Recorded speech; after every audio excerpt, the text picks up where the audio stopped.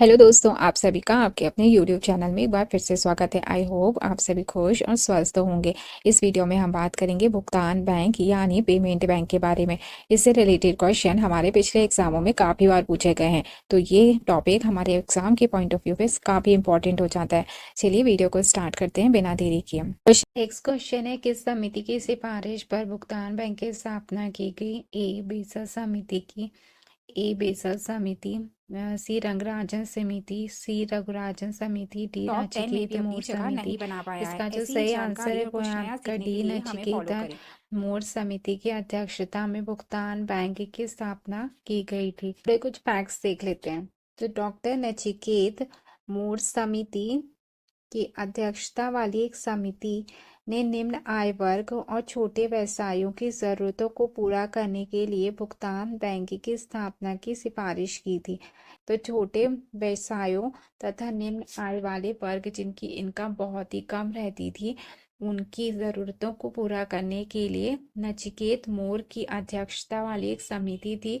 उसने क्या की थी? भुगतान बैंक पेमेंट बैंक की स्थापना करने की सिफारिश की थी और इन्हीं के नाम पर उस समिति का नाम पड़ा।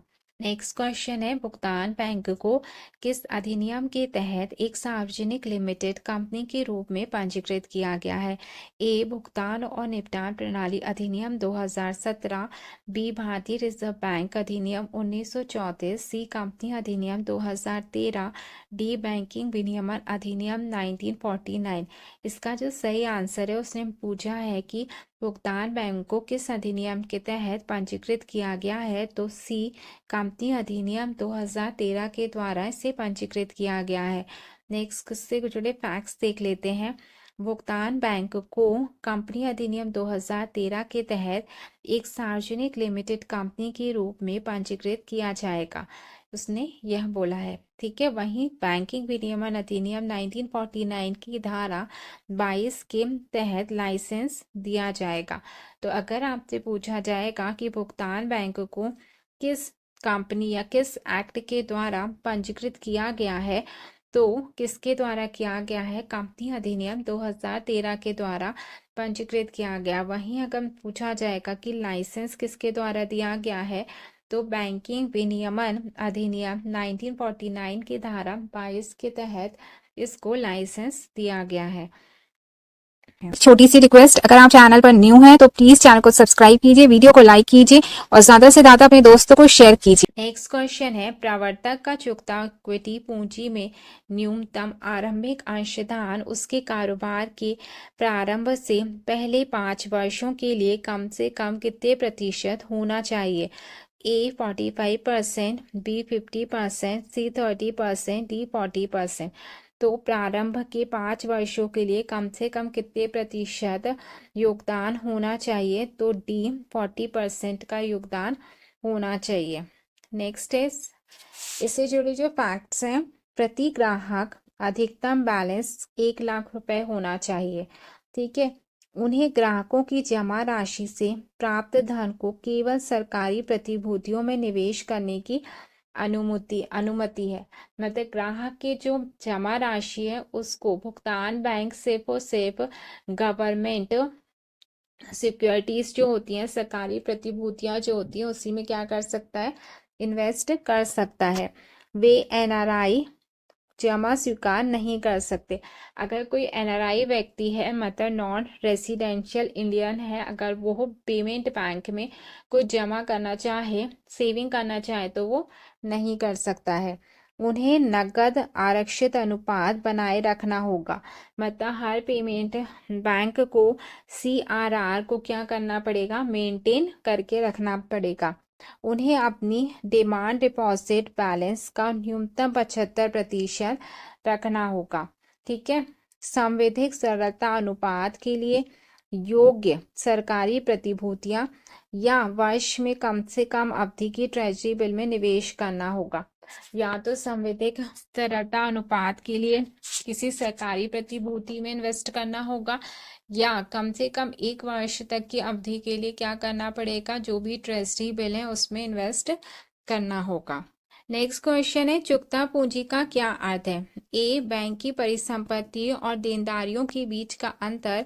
बी, शेयरधारकों को कंपनी के शेयर जारी करने के लिए दी जाने वाली धनराशि और शेयरधारकों द्वारा भुगतान किया गया। सी, जोखिम भारित परिसंपत्ति और चालू देनदारियों के संबंध में बैंक की पूंजी का अनुपात। डी, ए और बी दोनों। तो इसका जो सही आंसर है वो है आपका शेयर धारकों को कंपनी के शेयर जारी करने के लिए दी जाने वाली धनराशि और शेयर धारकों द्वारा भुगतान किया गया। नेक्स्ट है, भारत का पहला भुगतान बैंक कौन सा है? A, Fino payment bank. B, Jio payment bank. C, Paytm payment bank. D, Airtel payment bank. तो पहला भुगतान बैंक जो कौन सा है भारत में, वो है आपका एयरटेल पेमेंट बैंक। जिसको किसने चालू किया था? तो एयरटेल के द्वारा इसे चालू किया गया था। इससे जुड़े कुछ फैक्ट्स देख लेते हैं। भारतीय एयरटेल ने मार्च 2017 में एयरटेल पेमेंट बैंक नाम से भारत का पहला लाइव पेमेंट बैंक लॉन्च किया था। किसने किया था? भारतीय एयरटेल ने किया था, मार्च 2017 में किया था।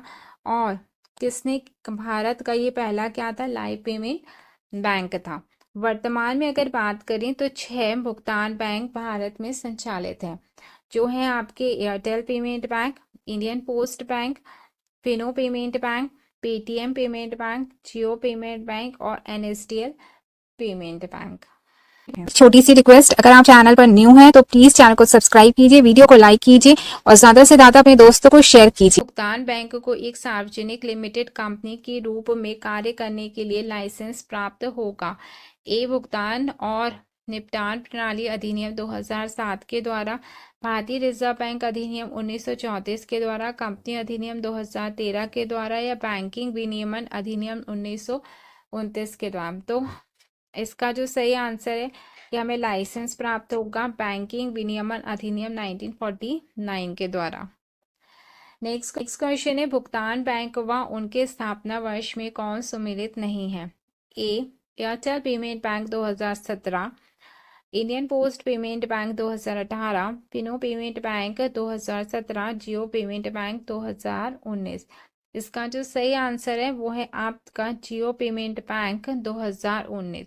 जियो पेमेंट बैंक की जो स्थापना हुई थी वो हुई थी आपकी 2018 में।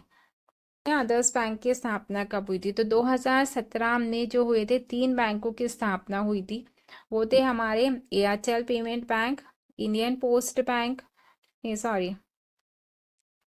Airtel payment bank, Fino payment bank तथा पेटीएम पेमेंट बैंक। इसकी स्थापना कब हुई थी?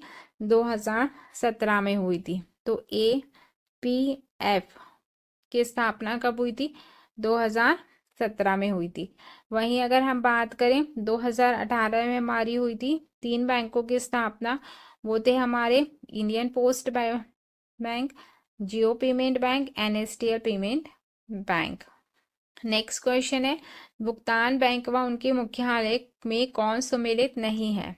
एयरटेल पेमेंट बैंक नई Delhi, Indian post payment bank नई दिल्ली, फिनो पेमेंट बैंक नवी मुंबई, जियो पेमेंट बैंक मुंबई। इसका जो राइट आंसर है वो है आपका जियो पेमेंट बैंक मुंबई। ठीक है, अदर बैंक्स जो हैं उनके बारे में जान लेते हैं कि उनका मुख्यालय कहाँ पे है। तो एयरटेल पेमेंट बैंक का कहाँ पे है? नई दिल्ली में है। इंडियन पोस्ट बैंक का भी कहाँ पे? नई दिल्ली में। तो 2 बैंक जिनका मुख्यालय नई दिल्ली में, वो है आपके एयरटेल पेमेंट बैंक और इंडियन पोस्ट बैंक। वहीं अगर बात करें तो 2 के मुख्यालय नवी मुंबई में है, जो है आपके फिनो तथा जियो पेमेंट बैंक। उत्तर प्रदेश नोएडा में है आपका पेटीएम का मुख्यालय और एनएसडीएल पेमेंट बैंक का है आपका मुंबई में मुख्यालय। वीडियो पसंद आया हो तो वीडियो को लाइक कीजिए, चैनल को सब्सक्राइब कीजिए और ज़्यादा से ज़्यादा अपने दोस्तों को शेयर कीजिए। Thank you.